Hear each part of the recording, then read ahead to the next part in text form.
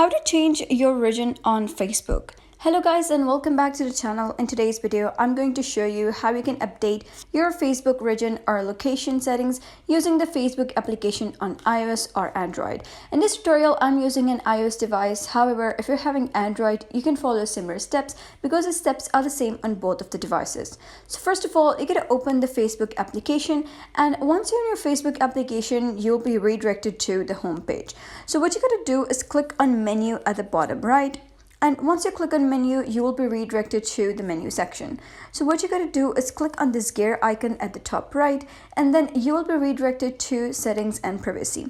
Now in the new Facebook update, they have made the region option available very easily. So what you gotta do is simply scroll down and simply click on language and region.